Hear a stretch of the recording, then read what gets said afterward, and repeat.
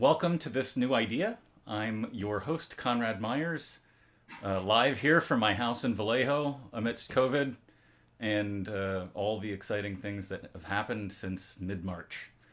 I'm here with my wonderful guest, Steffi Drewes, visiting from Oakland-Emeryville border.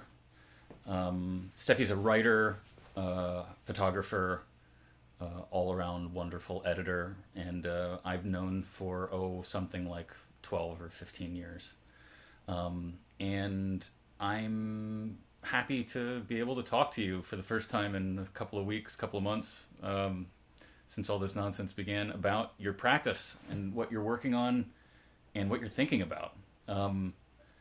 So just as a starter, what's your big project that you're working on right now amidst hanging out at home? Well, a few different things. I found myself looking over past work, which was actually really helpful in preparing for this because working on a poetry manuscript, trying to finalize some edits for that, looking at some photography, seeing how maybe the two overlap, seeing if there's some text that might carry over from the poetry manuscript into the photography or text projects. So, this is kind of perfectly timed in that I'm trying to sort out things that were started or that feel still new, and see where they're headed. Did you have residencies lined up? Did you have projects that got canceled? We did. Jesse and I were actually headed to the East Coast in August. And so we were going to collaborate on a text art project. Okay. It was going to be a site-specific installation in upstate New York. Mm-hmm. And that is currently on hiatus, like many things. Yeah. So we'll see. I don't know if it will develop into something virtual, or if it will just be postponed. How is that project fleshed out, or was it? Were you guys discussing rules? Like how was the collaboration beginning? It was conceived as sort of a proposal about a year ago, like in the February of 2019. So, applying for grants, applying for a new calendar year. We obviously didn't know what was in store. Right. We had done some brainstorming, but I'd say it was like kind of in the proposal phase. Like Jesse had done some text art projects. I had been experimenting with photo text stuff as well, so we kind of thought we would join forces on this, but we didn't know. It was going to evolve probably over the summer and then be something that culminated on site in August. Right. So I saw that we used one for the Instagram. That text work or sculptural work or photography work, that exists. That exists in all places. Of you. So can you describe a little bit about what that project is? Sure. So I guess another way to introduce things is that I know this is this new idea. For me, ideas kind of continue to remain new, not necessarily chronologically. Like new for me might be something that I started working on a year ago or two, but it's still like lingering. Something I'm kind of that resurfaces, or like I may not, I may not have articulated it yet, but it keeps coming back. So that photo was from a series that now I'm kind of thinking of them as sketches or, photography as a way of journaling that I started on a visit to Joshua Tree, California, out in the desert.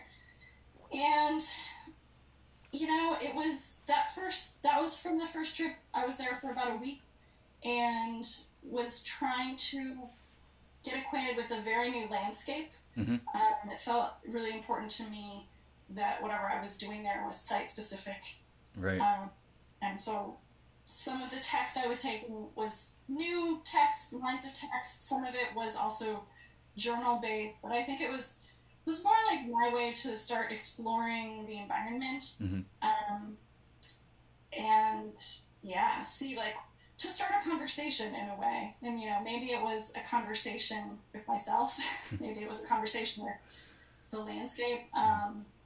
But yeah, looking back on it now, it seems like the photography was more a method of like journaling or trying to flesh out like what's the root of this idea.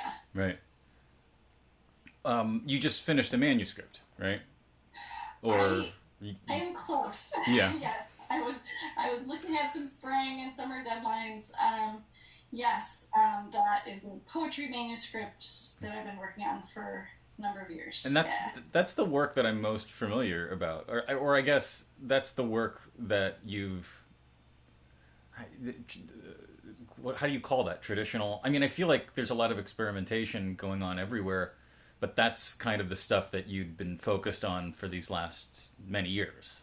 Oh yeah. Yeah. Yeah. And this is your third or fourth manuscript?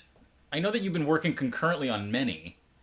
I have, which is another, interesting part of my process that I'm happy to talk about from like an artistic creative standpoint. It has many obstacles for me, but it seems to be the process that I fall into is concurrent thing. So it's more like which one do I decide to sort of pursue for the time being, and then picking up where I left off. But certain things will start up. For example, like exploring photography, and then I'll say, oh, I need, either similar themes or resurfacing this idea of like ritual or the environment, or like, how to incorporate using language to kind of feel out different spaces, whether it's emotional or geographical spaces. And then I'll find myself moving back to the poetry manuscript. But so, depends on how you approach multitasking. It may not always be the fastest route. Right. Which is what I found, which is why my new ideas tend to stretch out over a period of months or even years of fully exploring. Right. I think. But you're absolutely right that you got to know me as a writer. Right. And that has been sort of the primary mode that I'm working in, or that I have been working in. And then I've always been interested in photography, but I think always used it as sort of a just a note-taking recording device while traveling, and started experimenting with, like, everywhere I would go, if I went to a new city, it's like you're taking photos, but over time I started thinking there's something different that I want to do with these images. Right. But I'd say 3 or 4 years ago, I really started like looking at an archive of photos that I'd taken and saying, maybe this is something else. Are there patterns here? Like, what am I drawn to again and again? And what am I getting at? So it was like a very organic thing. I wasn't like, I'm setting out to do, some specific titled project. Right. It was not that intentional at the beginning. It was more, and I find that actually to be true. What's interesting is that my approach to language and poetry is mirrored in like how I approach photography, and I feel like it's a lot of accrual. It's a process of constant accrual, and then there's kind of like an assessment of, where is this going? What kind of form does this need to take? Right. What's the conversation that's happening? What's missing? What else? What other elements? What form does it need to take? I took some videos while I was in the desert. I'm not a video editor at all. I wouldn't say I have any training in photography. So that's like a totally new medium. But that's why it still feels very, very experimental and very much like I'm just going to gather information and try to like, I think walking around the desert, it was like if I saw a setting that, I don't know, it's like I could see something and then I'd think, how do I translate that? Or like, how am I framing that? So, So back to kind of you mentioned like how it compares to your writing process. So when you're working on multiple manuscripts at once and you are producing language, are you considering which project it will fit into as you're producing that, or do you find yourself producing text and then picking the bucket? It depends on, I think, what stage I'm in. Like at Uh-huh. this stage of like the very end game, it's like, okay, there's maybe a last assessment of like gathering one last piece and, Right. adding it to the pile and going, I know what you are now. You belong with these others over here. But at the beginning, which again, beginning or new, the new idea could be like a year or two. It's like actually, it's pretty organic, Uh-huh. and it's pretty much just like if I'm sitting down and looking at a new setting, a new idea, a new image, a new topic. I try to just like not interrupt myself and go, this is directly going to be part of this project. Right. Because at some point, um, what I realized if I look back a few months later is that they feed themselves into those like projects anyways. Right. It's more me being able to, I think, create a framework for them later. Mm-hmm. You know, I And then add on. Like I'd sort of say like maybe the first 50% of a project is pretty organic in terms of I don't want to get in my way. right. I feel like I'll step on the idea. I'll go, oh, that's what this is. If I take the first image or the first poem and go, I know exactly what that is part of. I'm going to shape everything else around that. It feels limiting. Mm-hmm. Do So you I try to it's hard, but I try to give myself space to say, I don't know what it is yet. right? Like, let it make itself, and form it into something, and then see if like there are similar things that fit together. So There, maybe it's like making a puzzle or a reverse puzzle. I don't know. right, or yeah, or it's like weirder. It's like you have all these like maybe you've dumped like four Lego sets out onto the carpet at once, and you're making four different things at once, but in a given moment you don't know which one you're working on. Like it's like Sure. there's something to that.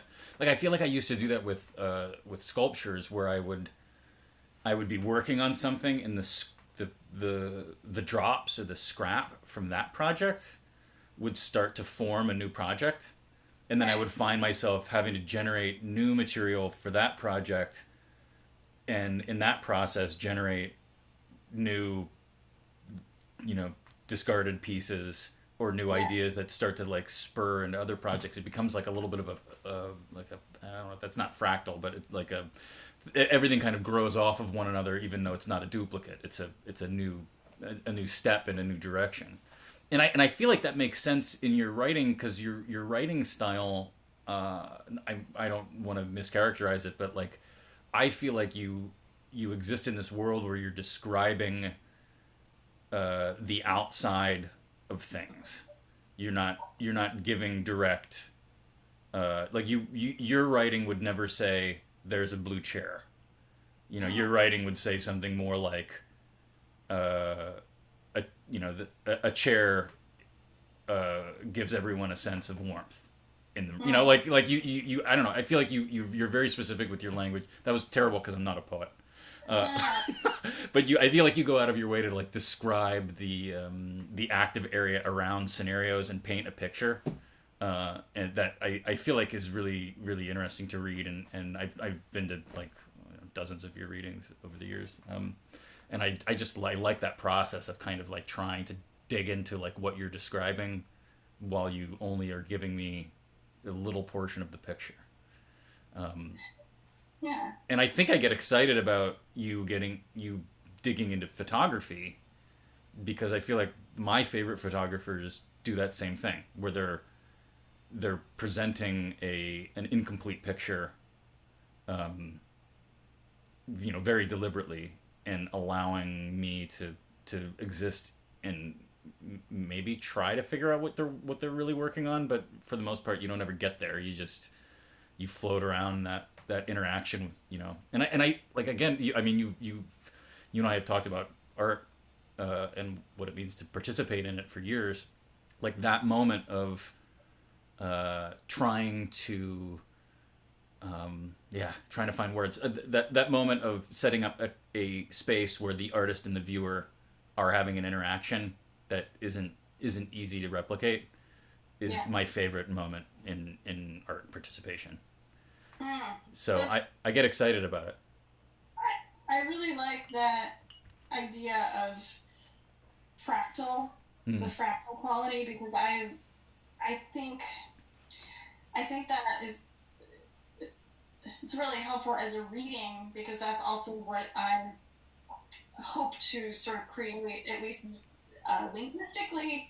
On the page, I'm very visual in my writing, but as you point out, there's often not specific colors, which somebody else pointed out to me recently too. They not they made that connection and said, like, your photos have a lot of like attention to color, the specific like set of photos we're looking at, and they're like, but in your writing, it's like void of these very specific tangible qualities. It tends to be abstract, and there's sort of a visual web of association or associative, imagery and action-oriented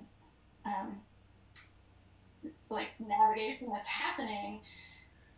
But that to me is also really exciting, that I want the reader can step in at moments and follow and create their own path as well.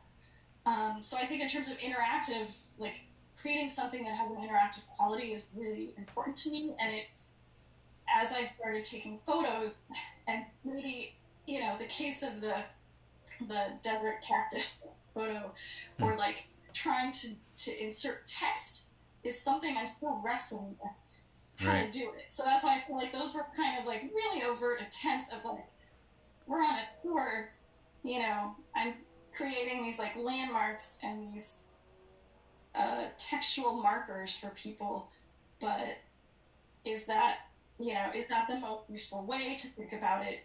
Because as an image without the text, to me, it doesn't, like there's something that happens in the connection. Like the image alone isn't capturing it. I want an added layer of voice. There's like, I'm missing the voice in photography. Right. So for me, it's been that challenge of, is it a conversation? Maybe those,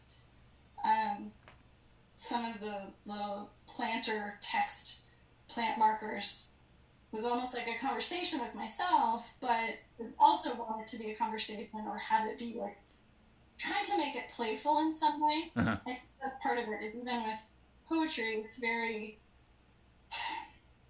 I like the multiplicity of readings. I like people coming at it with their own experience or their own intention and their own, bringing their own visual associations to it and sound associations to it. So photography is very new to me, and I think I miss like the human voice coming into it. So trying to figure out ways to add language, or is sort of like where I'm at, and trying to find a way. There's something about it where I take an image and I say, but as an image enough, or I'm not sure if the image alone creates that exchange, right? And maybe it does. I'm not like, it depends, but so maybe the start is me taking notes and having this like conversation with self, be very overt, and then I don't know, maybe the next phase is to like strip that away and see if the images do stand for themselves. Or in a singular, images aren't as interesting to me as multiple images together, right? Because it's about how they're related, or creating new junctions between the photos. When you listen to somebody giving a reading, do you drift, or do you hang on every word? Sure. Yeah. Because something resonates, if there's an image or a word or sound that resonates, it might stick with you longer, right? And then you take it somewhere else. And as a writer, super. I'm thrilled that somebody does that. I don't need them to, stay through the whole poem. Right. I don't. If they're like, oh, that one stanza or that one line really took me away, like, that's great. Yeah, it's funny that, right, so because when you're reading poetry, you have all the time in the world, right? You can pause, but when somebody's, distilling that thing that would have taken you maybe 40 minutes to read down to a 4 minute, 8 minute presentation, and you have to try to keep up. I just, in all those years of Featherboard, I feel like all my favorite experiences are when, like, I would, like, snap out of it when I heard people applauding. And it was like, holy I was totally lost in some place that was made for me.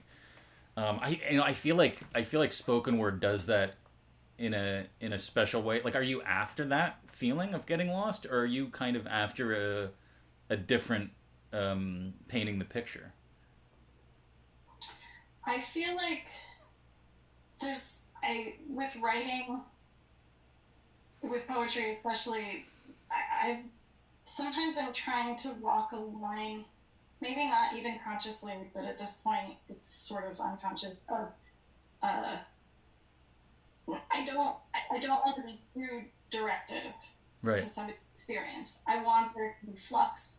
I want there to be moments of questioning, of ambiguity. I like the over abstraction. Uh-huh. Where somebody can connect with a poem in different places. If not the whole thing, again, if the whole thing isn't fully resonating, I sort of want there to be enough, like, entry points that they can find their way in, even if it's not the first line. And there's an element of narrative, but it's not like, oh, there's this one narrative that you have to get, and if you didn't get it, you're out. Like, I'm not as interested in that, of like, here's what the poem is, like, about. Yeah. Because it doesn't feel that simple for me. If poetry is kind of, I think for a long time a lot of poetry is like a way of translating experience, and to me most experiences are not so simple. Yeah. There's so many layers of memory and consciousness, and then trajectory, like little side trajectories that come in even in a conversation, right, where you think people are in the same room, but like, right, they're bringing everything, you're bringing everything, and then there's like what happens in the middle. So I feel like when I'm writing, I'm aware of that I'm not always creating like a myopic tunnel for somebody. Yeah. Right. Well, and there's something to accepting that that's the way it works, and that you're not gonna sell the same mission to a room full of different people, or a group of readers. I think I always find people that really, minus narrative, people that work in narrative, I always find the people that are open to that interpretation and are excited by people misinterpreting the work and bringing their own things. I find that a little bit more refreshing in things that are abstract. Would you consider your writing abstract? Yeah, I think there's a lot of flexibility. I mean, I'm not. I don't have a prepared statement on defining my poetic statement, but I love the idea of moments of abstraction. Poetry for me is a lot about moments of abstraction butting up with really tactile, and tangible visions or images or sensory experiences.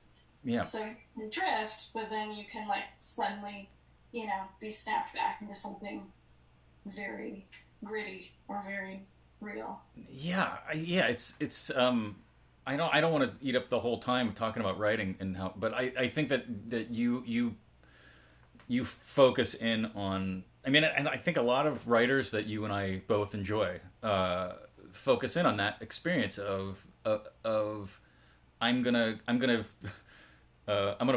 put a coin in the mechanical bull, and you're gonna ride it.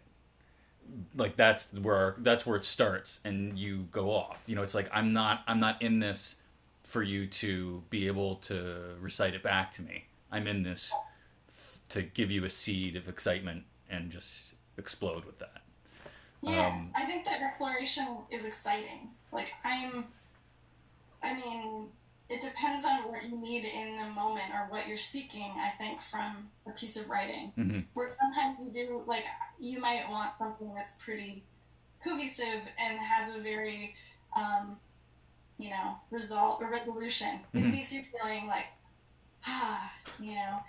And then there's other times where you want something that really sets you off, in a new direction. Something that lets you read it again. Like, right. I would love, basically, it's like, without, there's always a risk, I suppose, of isolating or maybe, if somebody says, I didn't get that, I don't want to do it again. Right. That's always a risk. But if somebody says, oh, I didn't quite catch that, let me, go in again. Right. Then I think that's really exciting. If they're motivated to, or intrigued enough, or if just, sometimes you're just in the right mindset or the right mood, and you say, I have time, and I want to, really go into this. Like you said, sometimes you can spend 40 minutes with a poem. Right. And people have spent whole careers. If it's one page, it still, might give you enough to work with for a long time. Yeah. So, yeah. Do you feel like these new threads and these new pursuits are you interested in something different, or are you interested in exploring the things that you were exploring in your writing, just with a different medium? I think using the camera as a tool has been revealing in terms of I'd often see if I don't see something and want to capture it the way it is, I was compelled to add something to a scene.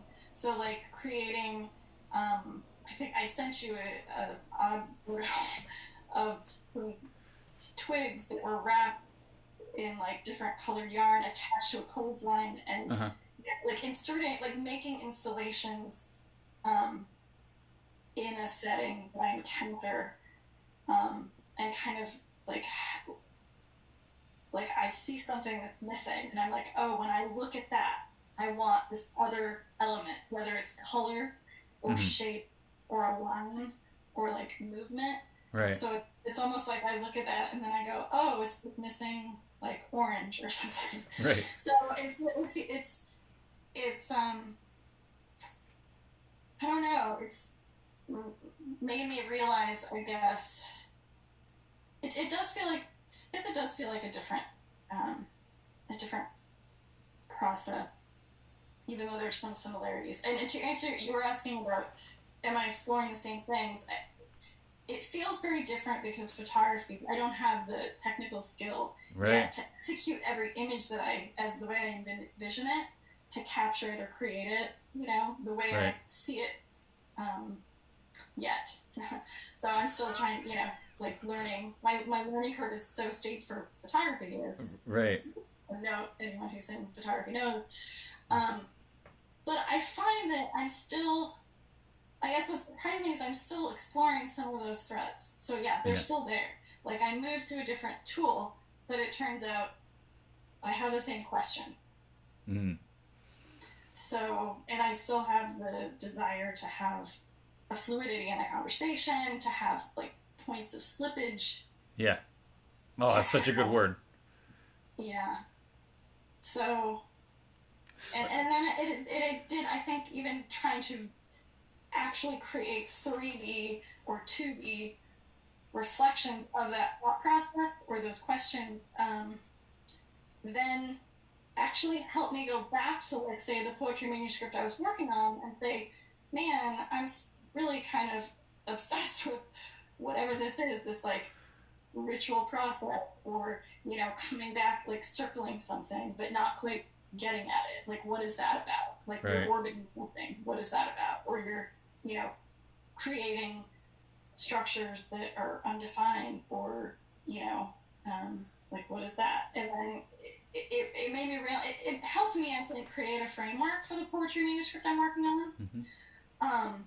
Where I was like, oh, I thought I was articulating in words, but maybe it would actually help to go and try and articulate it visually, and then to go back and, you know, use those concepts to apply it to the text only project.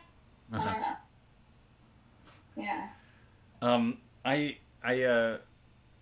I think now's a good time, actually. I dug up a quote from this book that I'm still digging through, and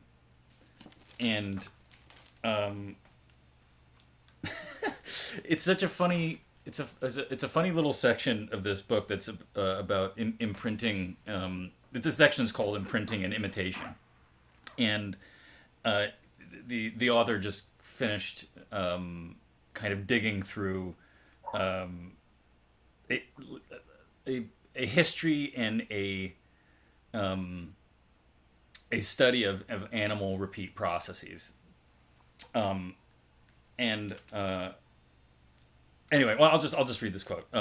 So it seems that this overshooting the mark, this giving more than was asked for, is an inherent characteristic of the mechanism of evolution. In Homo sapiens, the overshooting is demonstrated by the fact that mental evolution, learning to exploit the surplus potentials in his brain, has been going on for an astronomical period. Astronomical period, and with no end in sight. The problem is not so much why mental evolution occurs in man, but why no similar phenomena, learning to use their native equipment to maximize capacity, seems to have occurred in any other species. Although many animals demonstrate the existence of their untapped resources in captivity. Animals, it is true, keep no written records of their discoveries, but these could have been transmitted by imitative learning.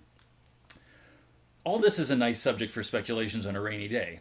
The important point in our context is the hard core of evidence to show that various animals reveal in captivity various degrees of originality and resourcefulness which are not displayed under natural conditions. Most animals seem to have more sensitive organs than they need, and more latent capabilities than they ever learn to actualize, except when challenged under propitious circumstances. That bar-pressing experiments with rats are not the type of challenge designed to elicit original responses need not be emphasized. And it is not surprising, therefore, that leading behaviorists have either denied the occurrence of original responses or put them down to chance. So I don't know. I was just reading that, and when you suggested some subjects, I got excited at the thought of that we're as a species doing our best to reinvent scenarios to be stuck in. Yeah. And that sets us apart from animals who only start to reveal those scenarios when they're forced into them. And I just when you were describing, like, kind of trying to get into these new mediums and trying to figure out what they mean and how they affect your other work, I don't know. I hope that has some food for thought for a minute. No, it definitely does. I mean, I love talking about process with people who are working in different mediums than I am as well. So, you know, I'm curious how that, I guess, you know, I'm asking as a writer trying to sort of navigate new tools and learn new mediums and figure out how it does fit into whatever I'm trying to do.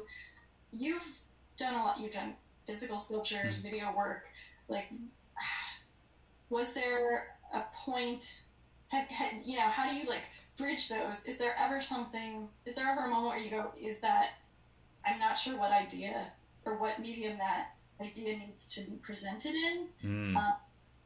Or is it always very clear? Or like, what was the moment like when you tried a brand new medium, you know? And you were trying to execute something, and you're like, oh, that's going to be a video, but it was your first video. Like, was there... I mean, thank you for asking. I feel like I only got into video because sculpture was proving to be uninteresting to me. I felt like I was executing... I started to enjoy the planning process a lot more than the execution of the work. And I found that once I started to really get things figured out, I didn't really want to make them anymore. And that point in figuring things out started to become active in a virtual space. So I was designing things virtually, and you've seen virtual models, and when you start to dig into them, they start to do funny things, and you start to create relationships all of their own. It really, the move for me to animation was that I didn't need to see a physical object anymore. But then later, really understanding that video in many ways is an extension of sculpture, in that it has a fourth dimension, which arguably painting and drawing and photography don't as much. That the act of interacting with a sculpture puts you in a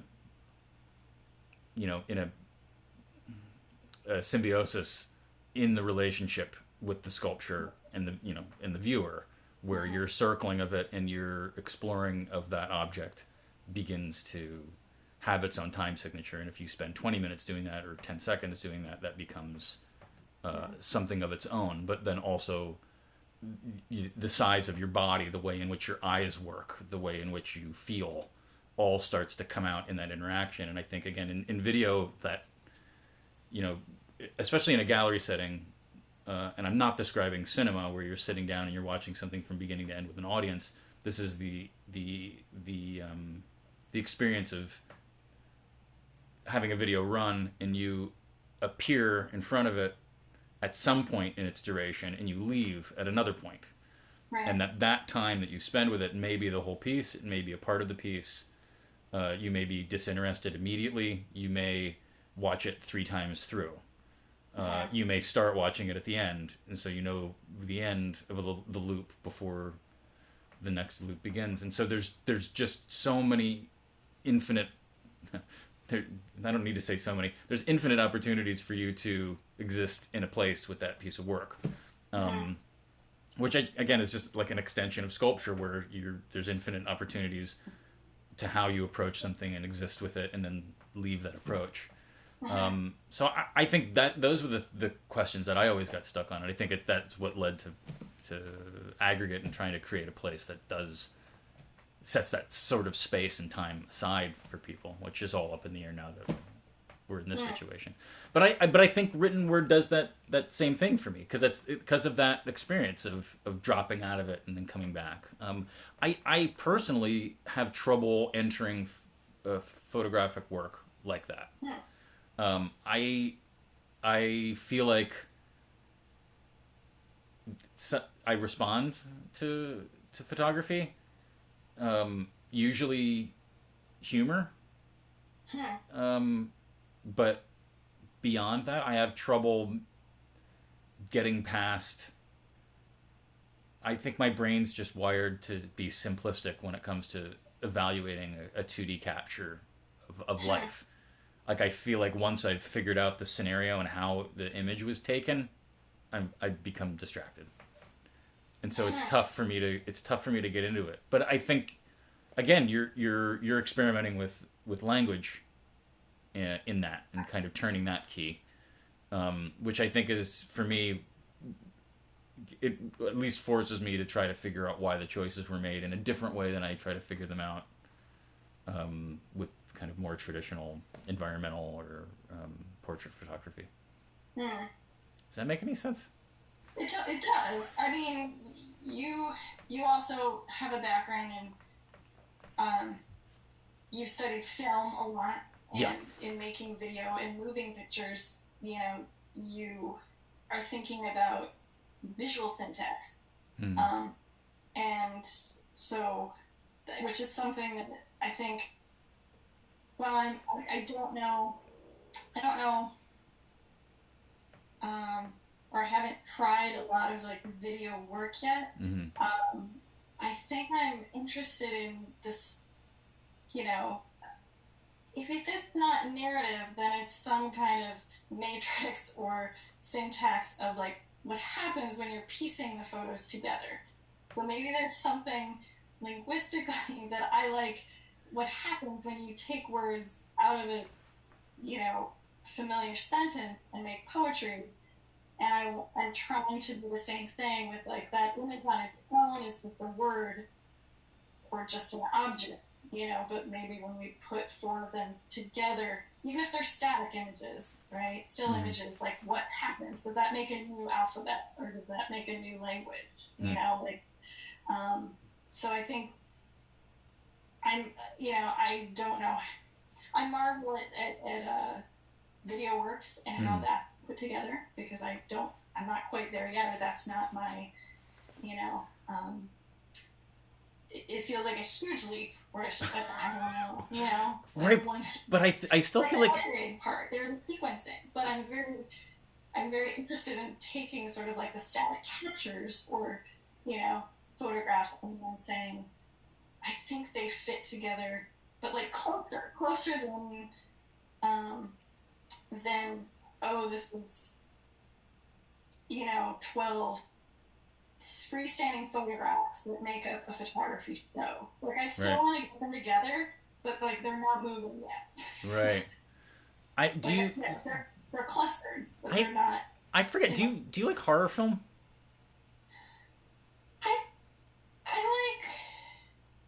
I think I like psychological thrillers and suspense. I would say much mystery, sort of more than like straight up horror. Yeah. Do you so like there's do you like when things are all kind of wrapped up at the end where everything has an explanation? Or are you okay with that experience of watching a film and it ending and you being like, what the fuck just happened? It depends on my mood, or like, there's times where that's super, if it's fulfilling or satisfying, to say, oh, okay, like, I know, that worked out, whatever it is. But, I think I like it when it's slipperier. I like it when it's, when there's still, it ends in a point where you're not quite sure. You're like, oh, it looks like it's going that way. Right. But we don't, like, there was something in, the way they looked or something they said that alludes to the fact that they might not actually go that way. Right, yeah. Yeah, so I mean, I think... fluidity, I think. Yeah. So for whatever reason, since this all started, since COVID started, I've been watching horror films. And I am not a fan of the genre. I'm not. It's never been something that has appealed to me. I don't like... I think I get more excited about the background of how did they make that gory thing than I get about any of the plot that could have happened. Yeah. And I think I've come to like a strange realization that that contemporary horror is existing in this place of open-endedness in film that isn't allowed anymore. Like, you're allowed to do crazy things that defy explanation in American cinema in horror only.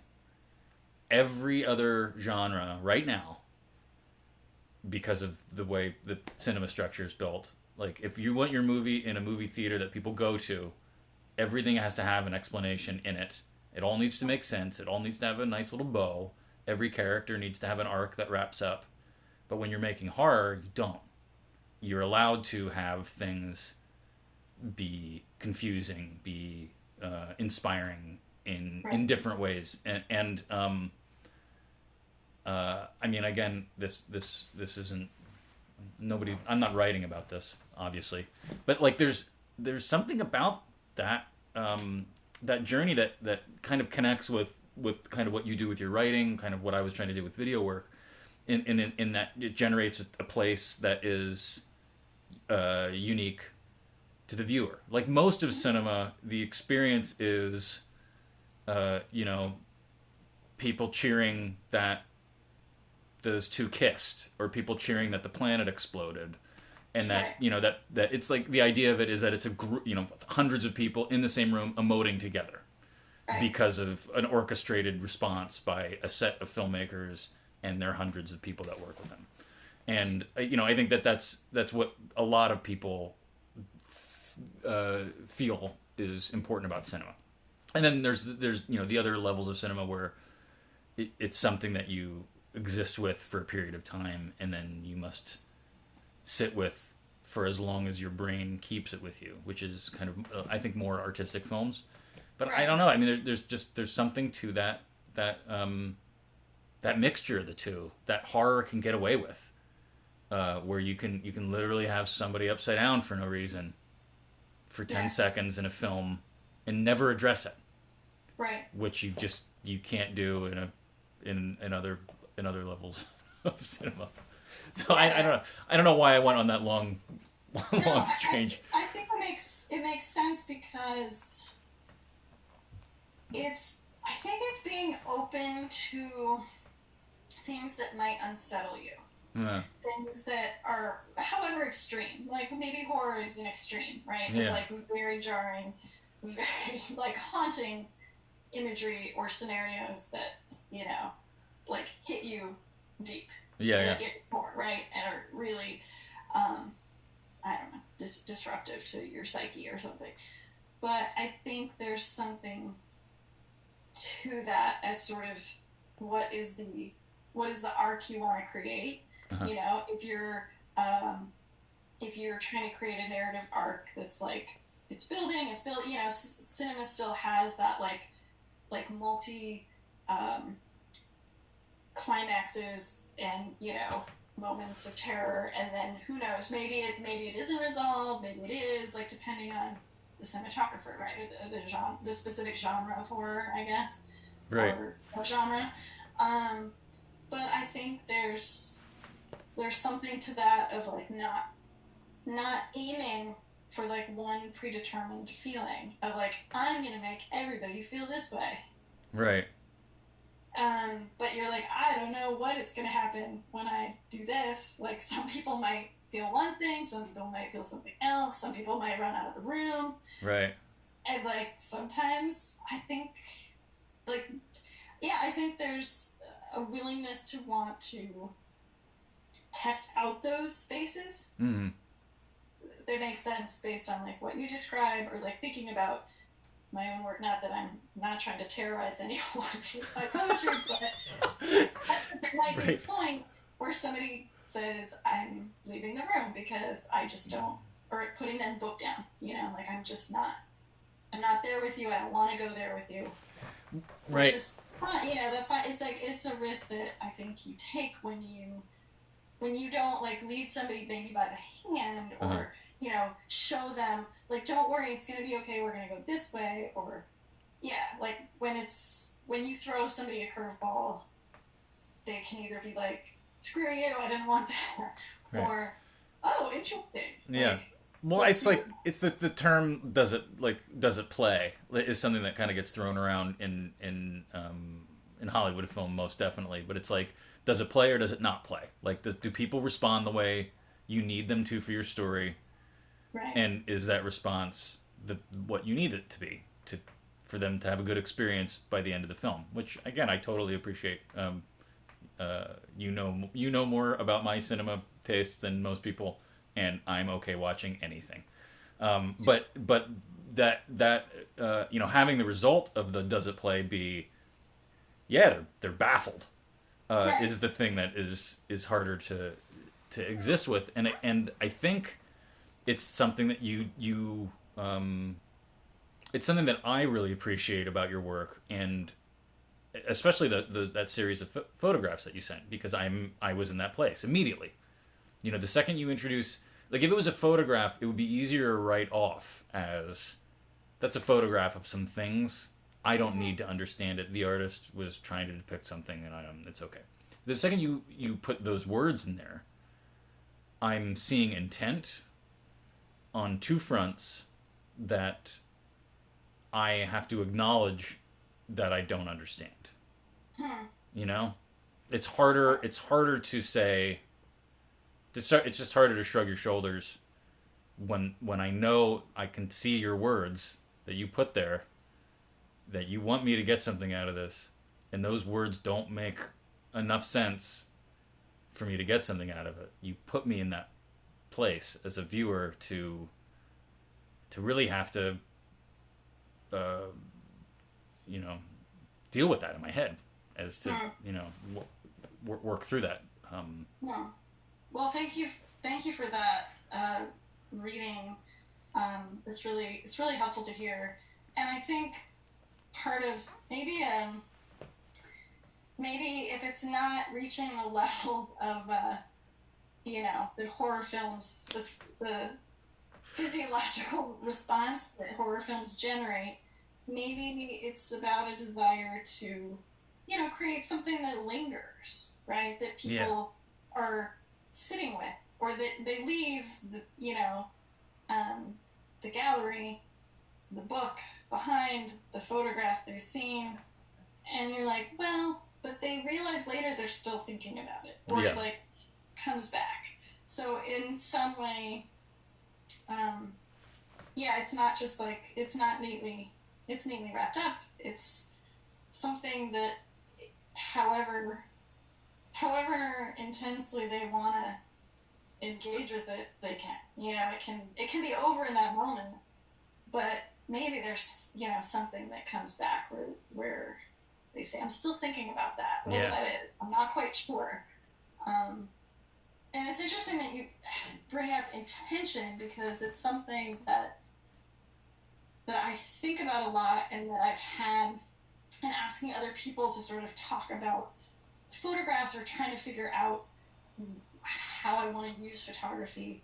It's something that comes to mind, because some of the responses that I've gotten with different photographs is, okay, that's like, I don't see an intention, you know, or it feels like, what is it? Like, what is it? There's not enough structure or enough narrative or enough, maybe it's not a strong enough viewpoint. Like, you know, I'm not quite sure yet.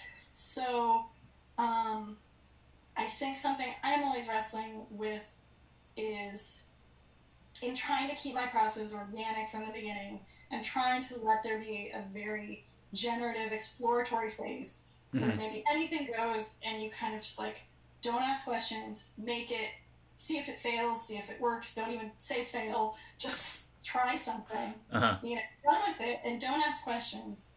And then sort of later go, what was that? You know, but like to let it sort of like play itself out, which I think is where I'm at with a lot of the photography, is like, you know what, I'm not going to ask why I want to make this right this minute. I'm just going to try to like capture or create something that I see to the best of my ability, which is very much a work in progress, you know, but like I will try to replicate what I envision, and then just see if like that has legs. Right. You know, but at what point do you say that didn't have legs? There wasn't enough attention from the beginning. Like, where does the intention come in? If it comes in too late, is it forced? If it comes in too early, is it forced? Like, what is that about? I mean, I think as long as you as the artist, as long as you aren't bored, it's gonna come. You can wait forever. Like, it's I think that's the worst. Personally, that's the worst place I get into when you know, in the act of creation. Like, what this is so boring. I don't even want to finish this project. Like, that's when I abandon stuff, or when I'm like, there's a billion people that would do this better than me, or Like I have nothing important to say with this. I'm just doing something to try to generate a tiny little blip in somebody's response. Like those are the points when you abandon something. As long as you're not running into those things, right. It's valuable. Yeah. Even if it's not valuable for that piece or that project, right. It'll be valuable for something else. Like the idea, right. like if you feel the idea, I mean, it's like viewing art. Like we're all just integrity meters. Like that's all it is. It's I mean, at least since 1945. I mean, it's not. We're not out to say that that's the best thing that anybody's ever painted before. We're out there to say that moment that I'm being shown is perfect. And the person that was doing it did exactly what they were trying to do. And if that is question marks and shoulder shrugs, then they nailed it. Yeah. I love the way that you introduced this series when you reached out, because you said, something about new ideas, like before you can articulate them. Yeah. Because that is something that that feeling, while it will sort of play out in terms of coming at something again and again, whether it's writing or whether it's like image based, that process of going over and over again something and trying to be like, what was that, again and again, banging your head against the wall. Right. That might be the thing, but language is in and of itself like this articulation of like, oh, if you can articulate it in language, it somehow has a clearer intention or a clearer message. It has the message embedded in it, right? Because you have these clues. And I think, that idea of like, what am I articulating? It's like the formula changed in photography because it was like, I don't know, I have a different alphabet, I have different syntax. Right. I don't know how my tongue works. I don't know if I'm even forming words right. Like, that's how it feels. It feels completely like a new language. And therefore, it's like, so maybe it's not even an act of translation, because in translation, that you would potentially be fluent in something. Right. So if you're so maybe that's the hope. Is right now it's like learning a language for me, photography, and maybe someday. That's exciting. Yeah, and I like learning languages. So like if I think about it like that, like, oh, I just picked up the dictionary, so like it's gonna be a long road. But yeah, there's more to look forward to. Cool. On that note, and at almost 60 minutes of wonderful conversation, I thank you for being here. Thanks for doing this. I really appreciate it. Yeah, I hope we hit on some of the things that'll like keep your mind spinning and exciting. For sure. Hopefully spinning forward. Yeah. Spinning out of the one spot. But yeah, it's good. All right. Well, until next time. Thank you so much, Conrad. Yeah. Thanks, Steffi. Yeah. See ya. Bye. Wow. Well, thank you again to my guest, Steffi Drewes. Thank you for whoever's watching. I appreciate you being here. Next episode, we will be talking to Kate Rhodes and Carrie Hott. They're going to be talking about their new project. And I can't wait to have a chat and get lost with them and laugh. I hope you join me on the next episode of This New Idea.